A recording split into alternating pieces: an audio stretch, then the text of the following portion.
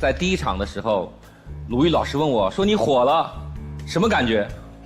就骂我的人好多，就这个感觉。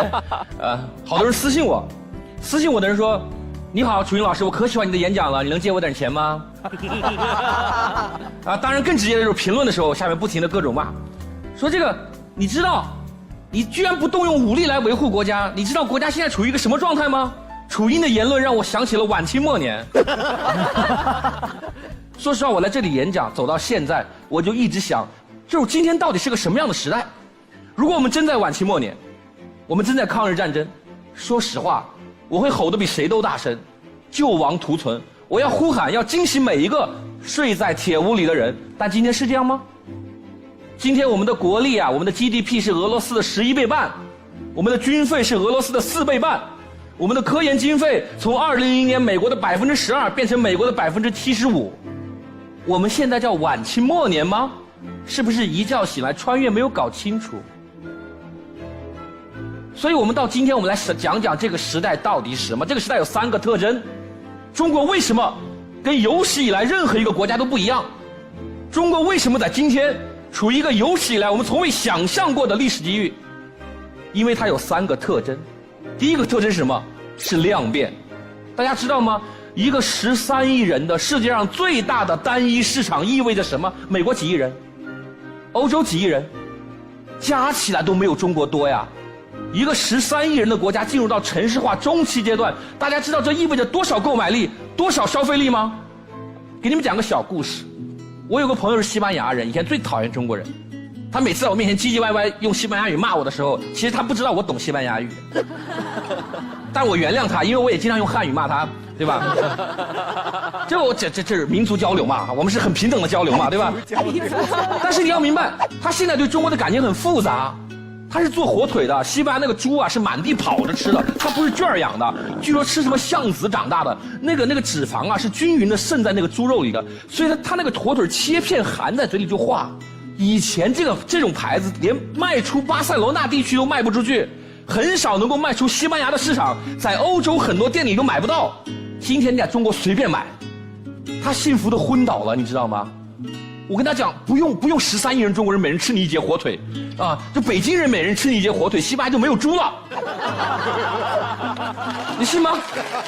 所以你的体量到了这里的时候，大家都成受益者了。未来，到了2030年，我们市场上的香蕉、菠萝、芒果、榴莲、菠萝蜜，甚至水稻，有40%甚至到80%东南亚来的。今年年初的时候，我们放开了对菲律宾的保姆。菲律宾的保姆在香港只能挣到5000块钱1个月，在北京、上海、广州可以挣到1万块钱1个月。香港马上就没有保姆了，你们想过，香港马上就没有菲佣了。所以，当我们到达这个基数的时候，世界会围着你转的。中国消费者的偏好，中国市场的规则会成为世界规则的。讲到这，很多人说你这是量。啊，那个1万艘小舢板加起来，它也比不上一艘航空母舰，对吧？你没有质。第二个，我们就来讲讲质。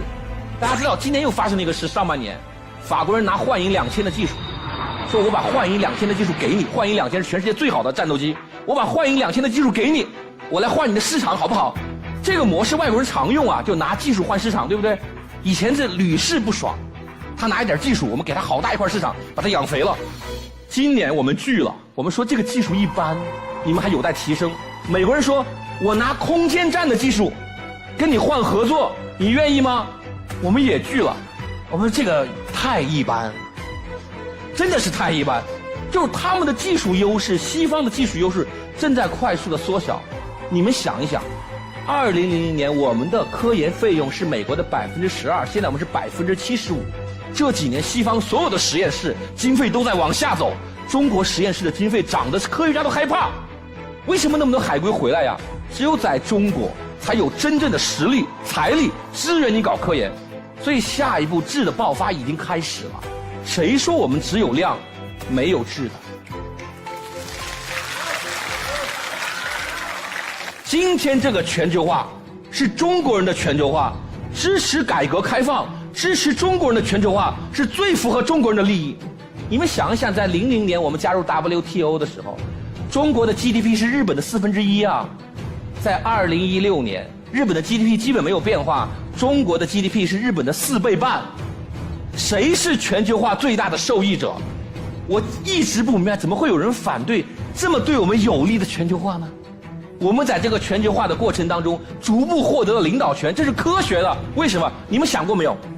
当一只大象走进浴缸的时候，这个浴缸自然就被大象填满了。